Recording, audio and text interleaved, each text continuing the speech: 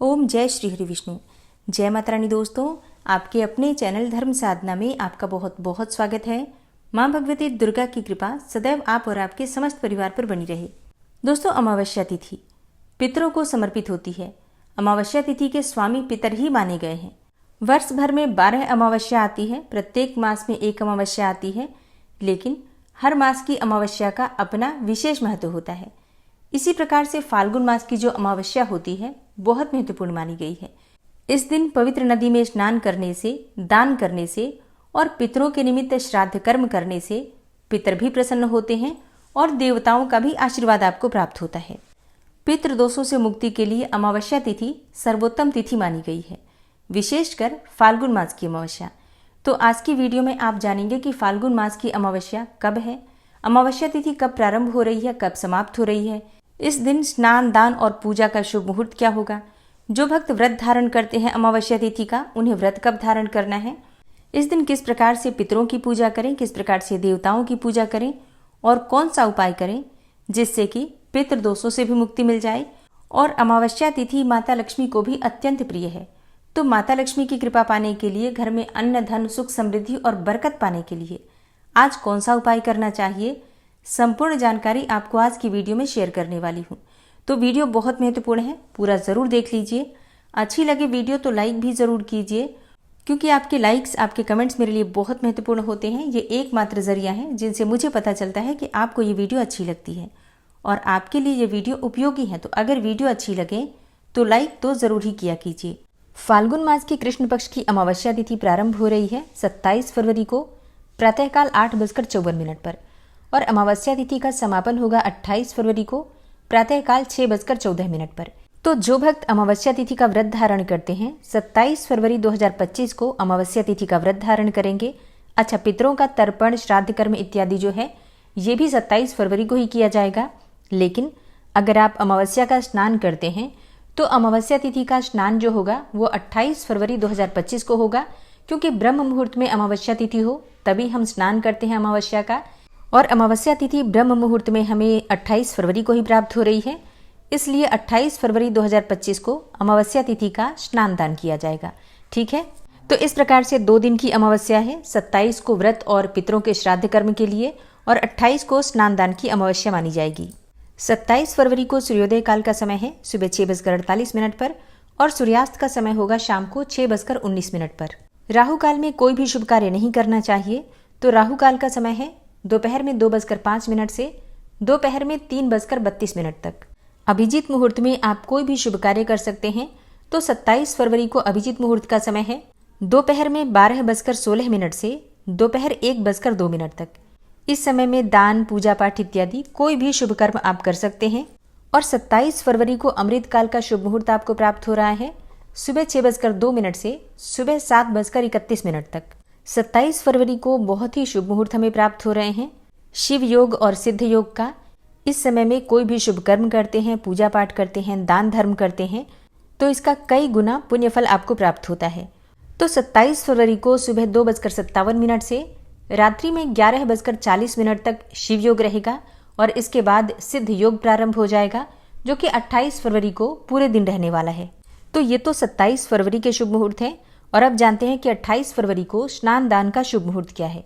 तो देखिए, अमावस्या तिथि पर स्नान दान का जो शुभ मुहूर्त आपको प्राप्त हो रहा है 28 फरवरी को सुबह 5 बजे से 6 बजे के बीच में।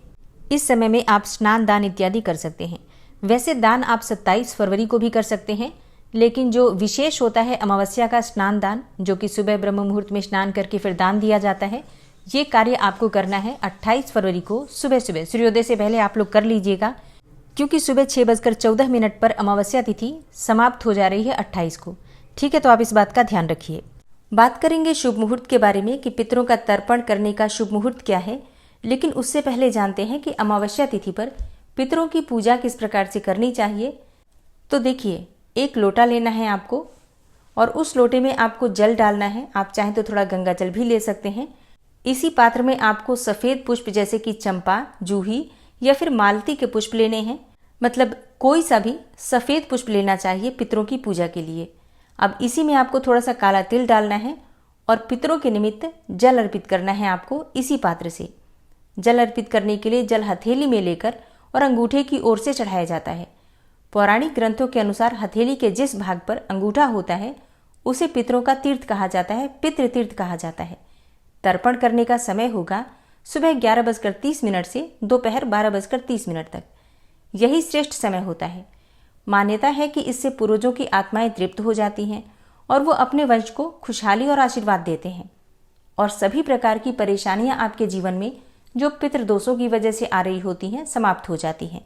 तो पितृदोष समाप्त हो जाता है इस प्रकार से अगर आप प्रत्येक अमावस्या पर पितरों का तर्पण करते हैं और पितरों का आशीर्वाद लेते हैं। तो अमावस्या तिथि पर कुछ विशेष उपाय किए जाते हैं बंधनों से मुक्ति के लिए।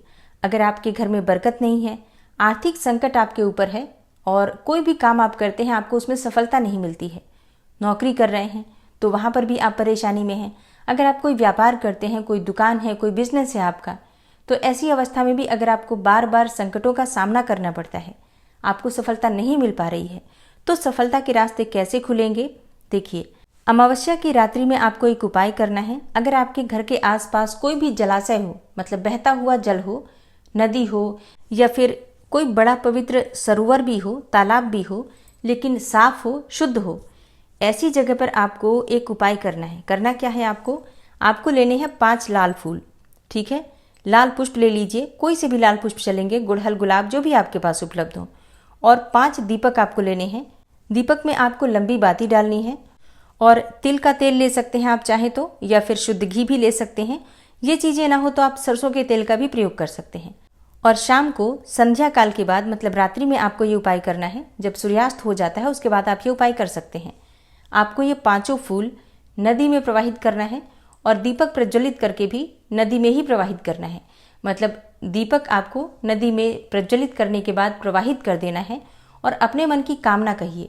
जितनी भी परेशानियां आपकी हैं उन परेशानियों का स्मरण कीजिए और मन में ये धारणा रखिए कि आपके मन की जो भी परेशानी थी, जो भी चिंता थी, जो भी कष्ट था, शारीरिक, मानसिक या फिर आर्थिक, जो भी आपकी परेशानी थी, सभी परेशानियां इस दीपक के साथ नदी में प्रवाहित हो गई।